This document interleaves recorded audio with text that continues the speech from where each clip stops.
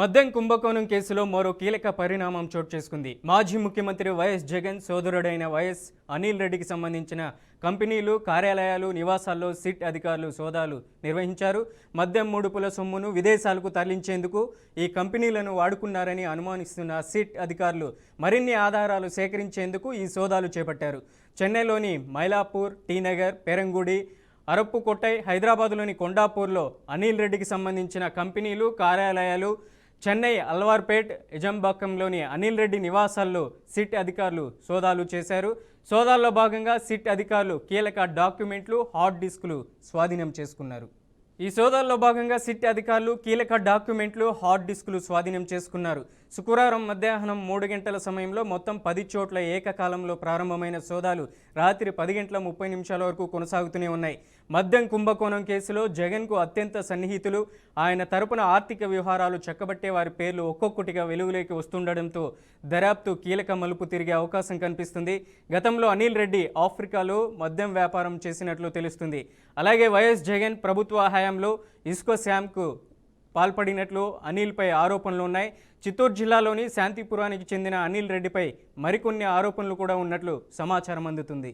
మద్యం కుంభకోణం కేసులో మరో కీలక పరిణామం చోటు చేసుకుంది. మాజీ ముఖ్యమంత్రి వైఎస్ జగన్ సోదరుడైన వైఎస్ అనిల్ రెడ్డికి సంబంధించిన కంపెనీలు, కార్యాలయాలు, నివాసాల్లో సిట్ అధికారులు సోదాలు నిర్వహించారు.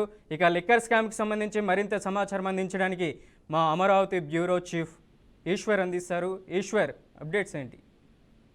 ఏపీ నిక్కర్ స్కామ్ లో మరో కీలక పరిణామం చోటు చేసుకుంది. వైఎస్ జగన్మోహన్ రెడ్డి సోదరుడు అనిల్ రెడ్డి కంపెనీలపై సిట్ అధికారులు ఏకకాలంలో సోదాలు చేస్తున్నారు. అటు చెన్నై, హైదరాబాద్ లో ఉన్నటువంటి వివిధ డొల్ల కంపెనీలు కావచ్చు, వాళ్ళ కార్యాలయాలు కావచ్చు, వాటన్నిటి మీద కూడా ఆ సిట్ అధికారులు అయితే ఫోకస్ పెట్టారు.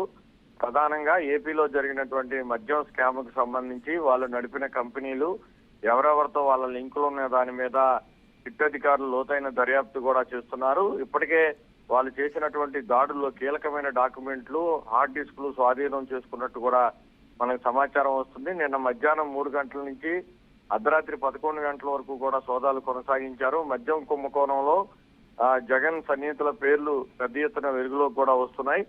ఆఫ్రికాలో మద్యం వ్యాపారం చేసిన అనుభవం ఉన్న అనిల్ రెడ్డి జగన్మోహన్ రెడ్డికి సోదరుడిగా ఉన్నాడు.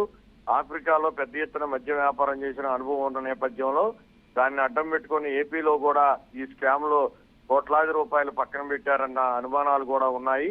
వాటన్నిటినీ దృష్టిలో ఉంచుకొని సిట్ అధికారులు అయితే వాళ్ళకి సంబంధించినటువంటి కంపెనీలు, కార్యాలయాలు అన్నింటినీ కూడా దృష్టిలో పెట్టుకొని వాటన్నిటి మీద కూడా సిట్ అధికారులు ఏకకాలంలో కూడా దాడులు చేశారు.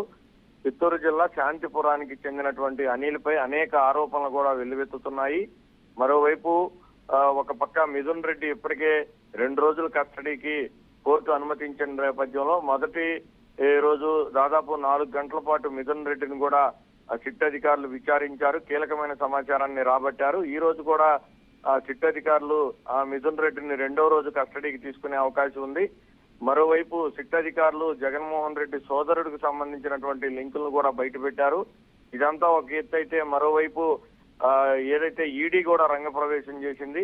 ఎందుకంటే ఏపీలో జరిగినటువంటి నిక్కర్ స్కామ్ లో పెద్ద ఎత్తున ఆరోపణలు రావడం, వాటికి సంబంధించినటువంటి పెద్ద పెద్ద తలకాయలు దీంట్లో ఇన్వాల్వ్ అయిన నేపథ్యంలో ఈడీ కూడా రంగప్రవేశం చేసిన నేపథ్యంలో ఈ కుంభకోణం భారీ ఎత్తున జరిగిందనేది అందరిలో కూడా చర్చ అయితే జరుగుతుంది. రాష్ట్ర వ్యాప్తంగా ఉన్నటువంటి మద్యం షాపులు ప్రభుత్వమే నడిపిన నేపథ్యంలో అక్కడ ఎక్కడా కూడా డిజిటల్ లావాదేవీలు ఎక్కడా కూడా చేయలేదు. కేవలం క్యాష్ అండ్ క్యారీగా చేశారు. కొన్ని కంపెనీలకు మాత్రమే అనుమతినిచ్చి ఆ కంపెనీలకు సంబంధించినటువంటి మద్యం బాటిల్ను అమ్మకాలు చేపట్టడం, కేవలం క్యాష్ రూపంలోనే వాటన్నిటిని కూడా కలెక్ట్ చేసిన నేపథ్యంలో వాటన్నిటిని కూడా ఎక్కడ దాచారు, ఏ కంపెనీలకు పంపించారు, ఎవరెవరు ముట్ట చెప్పారు, ఎంత మేర దోచుకున్నారు అనే దాని మీద అయితే సిట్ అధికారుల దగ్గర కీలకమైన ఆధారాలు కూడా స్వాధీనం చేసుకున్నట్టు మనకు సమాచారం వస్తుంది. ఈశ్వర్, ప్రధానంగా ఈ లిక్కర్ స్కామ్ కేసులో ఇప్పటికే రాజకేశి రెడ్డి, బాలాజీ గోవిందప్ప, మిథున్ రెడ్డి, చెవిరెడ్డి భాస్కర్ రెడ్డి తదితరులను అరెస్ట్ చేశారు. అలాగే డిప్యూటీ సీఎం నారాయణ స్వామికి కూడా సిట్ నోటీసులు అందించారు. ఆయన ఇళ్లలో కూడా సోదాలు నిర్వహిస్తారని సమాచారం అందుతుంది. ఏంటి?